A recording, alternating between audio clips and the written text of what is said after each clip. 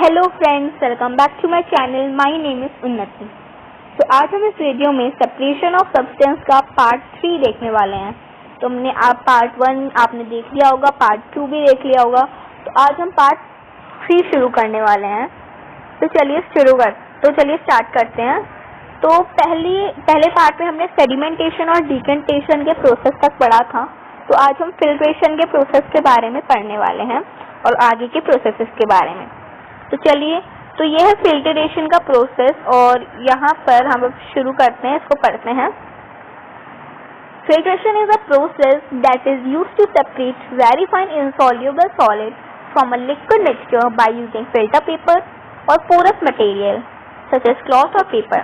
तो जो फिल्ट्रेशन का प्रोसेस होता है वो insoluble solid को सेपरेट करने के लिए यूज किया जाता है। insoluble solid कौन सा? सपोज जैसे सैंड है, तो जो सैंड होती है अगर वो लिक्विड या फिर वाटर में होती है वो insoluble होती है, क्योंकि वो उसमें लिक्विड में डिसॉल्व नहीं हो सकती, तो वो insoluble solid हुई। तो जो insoluble solid होते हैं, जो लिक्विड में डिसॉल्व नहीं हो सकते, उनको सेपरेट करने के लिए फिल्ट्रेशन का प्रोसेस यूज किया जाता है। अगर वो डिसॉल्व हो जाएंगे तब तो कोई प्रॉब्लम नहीं है, जैसे सॉल्ट या फिर शुगर, वो तो डिसॉल्व हो जाएंगे। लेकिन अगर सपोज इनसॉल्युबल सॉलिड है, उसको सेपरेट करना है, तो वो क्लीन थोड़ी होगा। सैंड को ही हम क्लीन थोड़ी होगा जो हम उसको पी सकते हैं, तो उसको सेपरेट करने के लिए, क्योंकि वो इनसॉल्युबल सॉलिड है, तो उसको सेपरेट करने के लिए हम फिल्ट्रेशन का प्रोसेस यूज करते हैं। तो अब कैसे यूज करते हैं, तो चलिए देखते हैं। बाय यूजिंग फिल्टर पेपर को या फिर पोरस मटेरियल को यूज करके हम उसको सेपरेट कर सकते हैं, और हम उसको क्लॉथ या फिर पेपर को यूज करके भी यूज कर सकते हैं। तो इन फिल्टर पेपर, पोरस मटेरियल या फिर क्लॉथ या फिर पेपर को यूज करके हम फिल्ट्रेशन के प्रोसेस को कर सकते हैं। The liquid that passes through the filter paper is called filtrate, and the insoluble solid component that is retained on the filter paper is called the residue। तो जो लिक्विड होता है, जो पास हो जाता है फिल्टर पेपर से, सपोज लिक्विड है, उसमें सैंड है, वो इनसॉल्युबल सॉलिड है सैंड, तो जब हमने उसको क्लॉथ या फिर पेपर से जब हमने उसको पास किया, तो जो लिक्विड जो पास हो जाएगा पेपर या फिर क्लॉथ से, वो फिल्ट्रेट कहलाएगा। और जो सैंड बच जाएगी क्लॉथ और या फिर पेपर में, जिससे भी आपने उसको किया होगा, जो सैंड बच जाएगी उसमें, वो होगी आपकी रेसिड्यू। तो इससे पहले वाली वीडियो में सेडिमेंटेशन या डिकेंटेशन के प्रोसेस में भी रेसिड्यू आया था। मैंने आपको बोला था कि रेसिड्यू के बारे में रेसिड्यू क्या होता है उसके बारे में आपको नेक्स्ट वीडियो में बताऊंगी। तो रेसिड्यू होता है जो बच जाता है, जैसे क्लॉथ या फिर पेपर पे सैंड बच गई, तो वो रेसिड्यू कहलाएगी। We all have seen the most common example of filtration at our home. हमने सबसे ज्यादा कॉमन एग्जाम्पल अपने होम में देखा है फिल्ट्रेशन का। कौन सा है वो? A sieve being used as a filter. Sieve को जब हम फिल्टर के रूप में यूज करते हैं, तो उसको यूज करते हैं, लेकिन वही सेम सीव आप मड और वाटर का मिक्सचर सेपरेट करने में यूज नहीं कर सकते। क्यों यूज नहीं कर सकते? क्योंकि जो सीव होती है उससे आपने फ्लोर या फिर स्टोन्स को आप सेपरेट कर दिया, लेकिन मड और वाटर को आप उससे सेपरेट नहीं कर सकते, क्योंकि मड भी वही सेम सीव से नहीं हो पाएगा, मड भी उसी से पास हो जाएगा। वाटर और मड दोनों के दोनों सीव से पास हो जाएंगे, तो वो क्लीन थोड़ी हो पाएगा। तो अब आगे देखते हैं। तो अब filter paper can be use for this purpose. तो अगर हमें इनको सेपरेट करना है मड और वाटर के मिक्सचर को, तो हम फिल्टर पेपर से कर सकते हैं उसको। तो चलिए मैं आपको दिखाती हूँ फिल्टर पेपर कैसा होता है। फिल्टर पेपर होता है ऐसा, उसको हमें कोन के फॉर्म में करना पड़ता है। तो जो प्रोसेस होता है फिल्ट्रेशन का, उसको करना कैसे होता है, वो मैं अभी आपकी एक एक्टिविटी में आपको बताऊंगी। उसके बाद देखिए, यहाँ पर बता रखा है जैसे mixture of water and sand है, तो ये मिक्सचर है उसका। फिर फिल्टर पेपर हमने लगाया और ये फिर फिल्टर फनल लगाया। फिर यहाँ पर जो बचा है, ये देख रहे हैं आप, रेसिड्यू जहाँ पर लिखा है वो बच गया, वो मड है सपोज, तो वो बच गया उसमें, और नीचे जो पानी आ गया ये वो फिल्ट्रेट है। तो ऊपर रेसिड्यू, नीचे फिल्ट्रेट। तो ये हो गया आपका फिल्ट्रेशन। अब हम एक और चीज से वाटर फिल्ट्रेशन। तो वाटर फिल्ट्रेशन कैसे की जाती है वो अब हम देखते हैं। तो यहाँ पर है, चलिए, okay, water borne disease are most common nowadays. Water borne एक डिजीज है, वो अब बहुत ज़्यादा कॉमन हो गई है नाउडेज में। Unclean drinking water containing bacteria and viruses cause typhoid, diarrhoea, jaundice and may more such diseases. तो जब अगर हम अनक्लीन वाटर ड्रिंक करते हैं तो उसमें बैक्टीरिया, वायरसेस ये सब हो सकते हैं, जिससे हमें टाइफॉइड, डायरिया, जॉन्डिस जैसी बीमारियां हो सकती है और फिर और भी जैसी डिजीज हो सकती है हमें, अगर हम अनक्लीन वाटर को, जिसमें बैक्टीरिया और वायरसेस हो सकते हैं, अगर हम वो ड्रिंक करें तो। At home we use different kind of water filters to remove bacteria and viruses from our drinking water. अपने होम में बहुत सारे हम फिल्टर, मतलब बहुत सारे हम फिल्टर्स यूज करते हैं जिससे हम अपने वाटर को क्लीन कर सकें, बैक्टीरिया और वायरस को रिमूव करके अपने क्लीन वाटर पी सकें। These filters may be of the following type। तो अब मैं आपको 3 फिल्टर दिखाने वाली हूँ, हो सकता है आपके पास भी कोई ऐसा ही फिल्टर हो। तो पहला है आपका पूरा कार्टेलेज filter. These filters use candles that are made up of porous material। ये जो फिल्टर्स होते हैं वो कैंडल यूज करते हैं जो पोरस मटेरियल की बनी हुई होती हैं। तो ये जो पोरस कार्टेलेज फिल्टर होता है वो ऐसा होता है, इसमें कैंडल यूज होती है जो वाटर को क्लीन करने में यूज करती है। तो हो सकता है आपके पास भी ये वाला फिल्टर हो, अगर होगा तो आप मुझे कमेंट सेक्शन में बताइएगा। उसके बाद आता है अल्ट्रा वायलेट फिल्टर्स। तो अल्ट्रा वायलेट फिल्टर्स क्या हैं? These filters use ultraviolet rays to clean the water। Ultraviolet filters ultraviolet rays use करते हैं वाटर को क्लीन करने के। तो ये जो अल्ट्रावायलेट फिल्टर्स होते हैं वो ऐसे होते हैं। तो ये जो फिल्टर्स होते हैं वो अल्ट्रावायलेट रेज यूज करते हैं वाटर को क्लीन करने के लिए। उसके बाद है आरओ वाटर फिल्टर्स, ये थर्ड है हमारा। These filters involve a separation process that uses pressure to force the water through a membrane with very fine pores। तो ये जो आरओ वाटर फिल्टर्स होते हैं वो वाटर में प्रेशर डालते हैं जिससे वाटर क्लीन होता है। एक प्रेशर यूज करते हैं वाटर को क्लीन करने का, तो उससे वाटर क्लीन होता है आरओ वाटर फिल्टर में। तो ये जो आरओ वाटर फिल्टर है वो ज्यादातर कैसे यूज किया जाता है? RO process is used basically for distillation of sea water to obtain potable water by removing minerals to get pure water। तो जो RO process होता है वो बेसिकली डिस्टिलेशन के मतलब जब सी वाटर को जब हम डिस्टिलेशन के लिए यूज किया जाता है ताकि जो उसमें मिनरल्स होते हैं वो रिमूव करने के लिए और वाटर को प्योर करने के लिए। तो आरओ प्रोसेस बेसिकली इसको यूज करने में डिस्टिलेशन, सी वाटर को डिस्टिलेशन के प्रोसेस में करने के लिए आरओ प्रोसेस यूज किया जाता है। तो आरओ वाटर फिल्टर जो होते हैं वो ऐसे होते हैं, हो सकता है आपके पास भी है ये हो। तो ये जो होता है वो प्रेशर यूज करते हैं, वाटर में प्रेशर फोर्स करते हैं जिससे वाटर क्लीन होता है। तो ये 3 टाइप्स के वाटर फिल्टर्स होते हैं, porous cartridge filters, ultraviolet filters and RO water filters. तो अब हम इसी फिल्ट्रेशन की एक एक्टिविटी देखते हैं कि फिल्ट्रेशन का प्रोसेस हम कैसे यूज कर सकते हैं। एक्टिविटी 4 है ये हमारी। Let us see the process of filtration. तो अब हम फिल्ट्रेशन का प्रोसेस देखते हैं। Step 1, collect some muddy water from a pond और अ पिट। या आप ये एक्टिविटी कर सकते हैं। तो आपको क्या करना है, पॉन्ड या फिर पिट में से आपको थोड़ा सा मडी वाटर कलेक्ट कर लेना है। स्टेप 2 क्या है? Now pure this mixture through a T strainer, right down your observation. अब आप इस मिक्सचर को टी स्ट्रेनर के मतलब टी स्ट्रेनर लीजिए आप एक, उससे इस मिक्सचर को आप प्योर कीजिए, उससे पास कीजिए और उसके बाद अपनी ऑब्जर्वेशन नोट कीजिए। ऑब्जर्वेशन आपकी क्या होगी? वही होगी कि टी स्ट्रेनर से तो वो पास हो नहीं पाएगा, बिकॉज मड और वाटर दोनों की दोनों ही उससे पास हो जाएंगे, तो वो तो क्लीन नहीं हो पाया। अब स्टेप 3 क्या है? Now pass the mixture through a piece of cloth that has very small holes और pores, write down your observation. अब आप एक क्लॉथ का पीस लीजिए, उससे आप उसको करिए, पास करिए जिससे बहुत छोटे छोटे होल्स हों, उस पे करिए। तो आप करके देखिए, आप देखिएगा कि उससे होते हैं पास या फिर नहीं होता है। उस पर अपने ऑब्जर्वेशन राइट करिएगा कि उससे वो पूरा पास हो जाता है या फिर नहीं। स्टेप 4 क्या है? Now fold the filter paper in the form of cone as shown in figure below. अब आप फिल्टर पेपर को फोल्ड करना है। आप फिल्टर पेपर लीजिए, उसको आप फोल्ड करिए कोन के फॉर्म में, जैसे कि ये आप देख रहे हैं फिगर है। आपको पहले क्या करना है, एक गोल सा फिल्टर पेपर है, उसको आपको पहले देखिए, ये गोल है फिल्टर पेपर। उसके बाद इसको हाफ में फोल्ड करना है, तो इसको ऐसे फोल्ड करना है और उसके बाद इसको कोन की फॉर्म में फोल्ड कर देना है।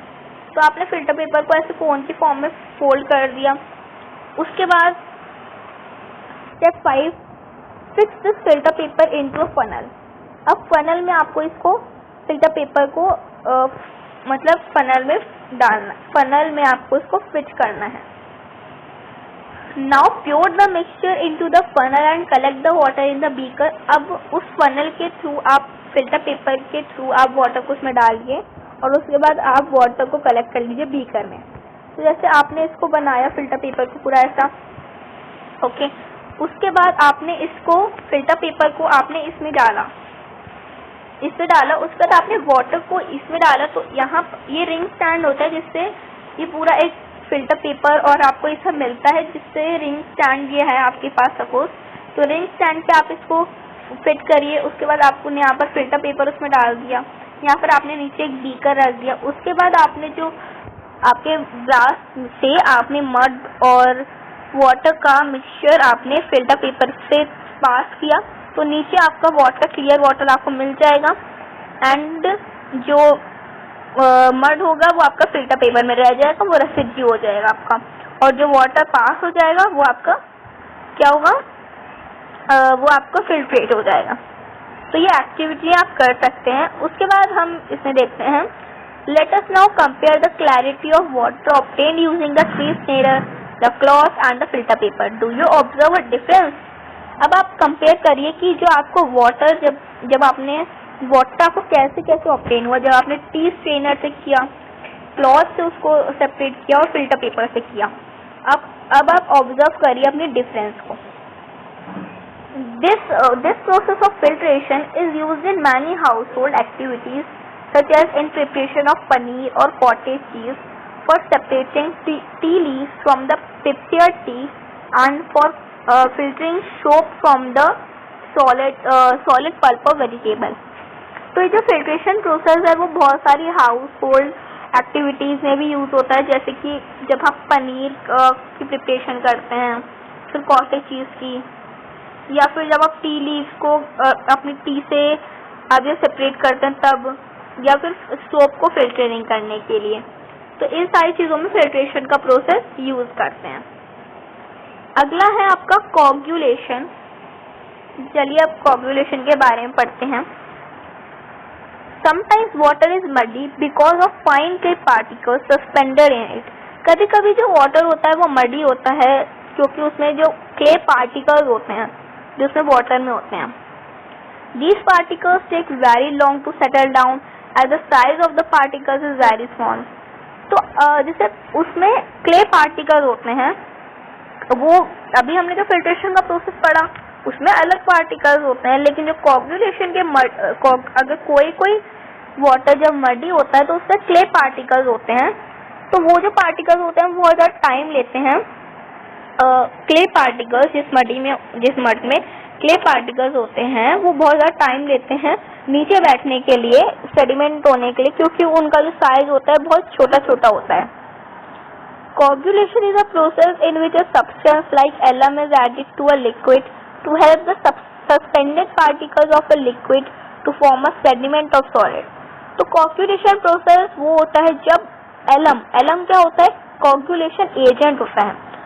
तो एलम अगर हम कोई लिक्विड में डालते हैं तो जो पार्टिकल्स होते हैं क्ले पार्टिकल्स वो सेडिमेंट हो जाते हैं। क्यों होते हैं चलिए देखते हैं। A big piece of alum is tied to a string in muddy water। एक एलम का एक बिग सा पीस स्ट्रिंग में उस स्ट्रिंग में आपको टाइट करके उस पर आप मडी वाटर में डालिए।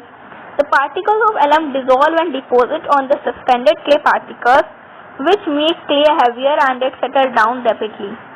तो अब ये क्यों फिर सेडिमेंट हो जाते हैं एलम डालने पे? क्योंकि जब एलम जो होता है वो वाटर में उसमें डिजोल्व होके, पार्टिकल्स में डिजोल्व होके उसको हैवी बना देता है, तो उसकी वजह से वो नीचे बैठ जाते हैं और फिर सेडिमेंट हो जाते हैं।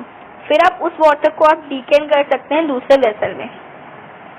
तो ये बात ध्यान रख सकते हैं कि कोगुलेशन मतलब एलम जो होता है वो कोगुलेशन एजेंट होता है, और जो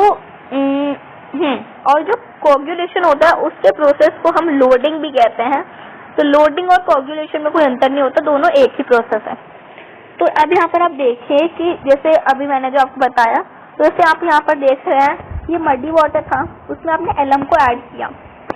एलम को ऐड करने के बाद नीचे आपको मडी वाटर मिल गया, और नीचे आपको मड मिल गया या ऊपर क्लियर वाटर, तो आप उसको सेपरेट कर सकते हैं। और यहाँ पर भी एक और डायग्राम है, पिक्चर है, आपने जैसे उसमें डाला एलम इम्प्योरिटीज में, फिर वो इम्प्योरिटीज को ट्रैप करने लगा एलम, उसके बाद इम्प्योरिटीज नीचे बैठ गई और वाटर आपको ऊपर मिल गया। तो ये होता है कोगुलेशन का प्रोसेस। तो आपको कोगुलेशन समझ में आ गया होगा कि कोगुलेशन जो होते हैं वो जैसे छोटे छोटे, जिसमें क्ले पार्टिकल्स होते हैं जिस मड में, वो छोटे छोटे पार्टिकल्स को सेपरेट करने के लिए यूज होता है कोगुलेशन प्रोसेस। और एलम जो होता है वो कोगुलेशन एजेंट है। अगला प्रोसेस है हमारा इवापोरेशन का, तो अब चलिए इसको भी पढ़ लेते हैं। Evaporation is a process in which a liquid changes state to form a gas. Evaporation वो प्रोसेस है जब लिक्विड एक गैस की फॉर्म में चेंज हो जाता है। Common salt used at home is also obtained by the process of evaporation. जो कॉमन सॉल्ट होती है वो इवापोरेशन के प्रोसेस से ही ऑब्टेन होती है। जो आपके घर में यूज होती है, वो जो सॉल्ट यूज होती है वो इवापोरेशन के प्रोसेस से ही ऑब्टेन होती है। अब कैसे होते हैं देखते हैं हम।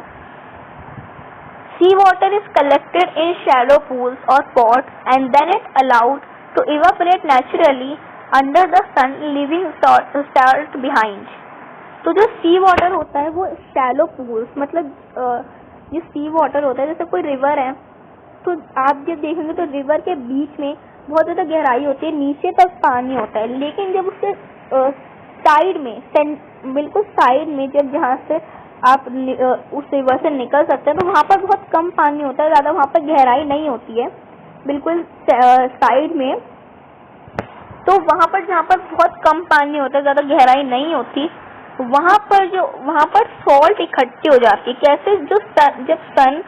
जब सन की जब रेस पड़ती है तो वो गैस के फॉर्म में वो पानी हो जाता है और फिर सॉल्ट वो छोड़ देता है वहाँ पर, तो सॉल्ट वहाँ पर मिल जाती है आपको। कॉमन सॉल्ट इवापोरेशन के प्रोसेस से ही नेचुरली होता है, तो इवापोरेशन के प्रोसेस से ही कॉमन सॉल्ट ऑब्टेन होती है।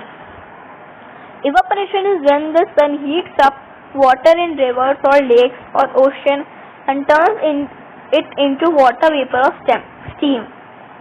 तो इवापोरेशन तब होता है जब सन हीट होता है और जो रिवर या फिर लेक या फिर ओशन में जो वाटर होता है वो वाटर वेपर या फिर स्टीम में टर्न हो जाता है। जैसे आप जैसे कोई वाटर को बॉईल करते हैं तो वो स्टीम में आप देखेंगे थोड़ी देर बाद फिर वाटर वेपर आने लगेंगे, स्टीम, तो वो इवापोरेशन का प्रोसेस होता है। द वाटर वेपर और steam leaves the river, lake और ocean and goes into the air. तो वो जो स्टीम होती है वो रिवर, लेक और ओशन को छोड़ के वो एयर में चली जाती है। तो ये इवापोरेशन का प्रोसेस होता है। अगला है आपका condensation. Condensation is opposite of evaporation. It takes place when water vapour in the air back into the liquid form and leaves the atmosphere returning to the surface of earth. तो जो condensation process होता है वो evaporation के opposite होता है। ये तब आता है जब वाटर वेपर जो होता है एयर में फिर से वो लिक्विड फॉर्म में आ जाता है और एटमॉस्फेयर फिर से वैसा ही हो जाता है जैसा पहले रिवर में जैसे पानी था वैसा ही फिर से हो जाता है वो।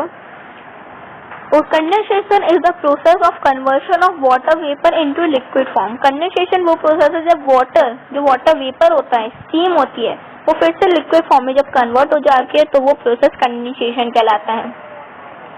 For example, when you cover hot boiled milk with a steel plate for some time you will see water droplets under the surface of the plate.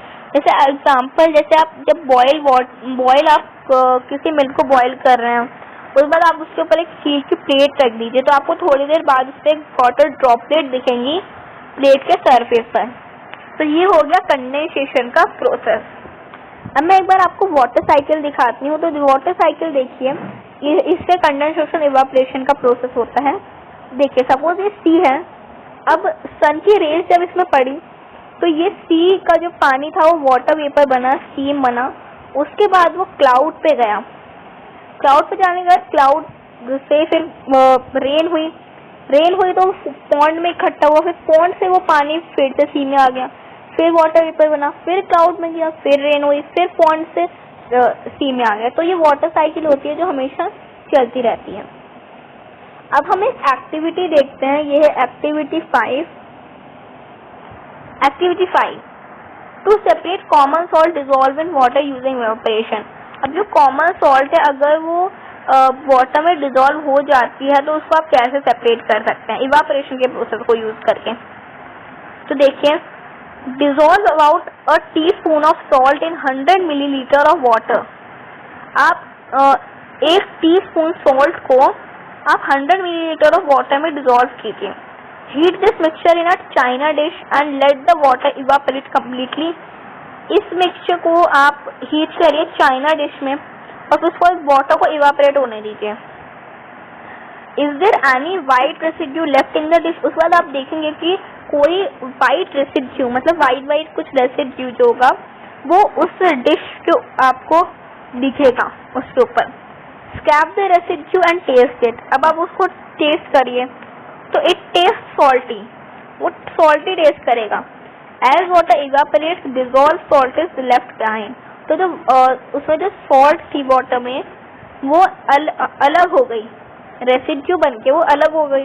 या आपने उसको टेस्ट किया रेसिड्यू को तो वो सॉल्ट थी, तो मतलब वो वाटर से अलग हो गई, वाटर अलग हो गया। तो ये जो प्रोसेस है वो आपका इवापोरेशन की प्रोसेस से आपने जो वाटर में सॉल्ट डिसॉल्व हुई थी ऐसे वो हो सकती है। तो आप इस एक्टिविटी को भी करके देख सकते हैं। तो आज हमने पढ़ा था फिल्ट्रेशन के प्रोसेस को, वाटर फिल्ट्रेशन कैसे होता है, और एक्टिविटी 2 एक्टिविटीज हमने देखी, कोगुलेशन का प्रोसेस, इवेपोरेशन का प्रोसेस, कंडेंसेशन का प्रोसेस, वाटर साइकिल देखी और 2 एक्टिविटीज हमने जो देखी हैं। तो आज हमने इस वीडियो में ये सब देखा है। नेक्स्ट वीडियो में मैं आपको आगे की इसकी पार्ट्स बताऊंगी। तो thank you for watching my video, bye.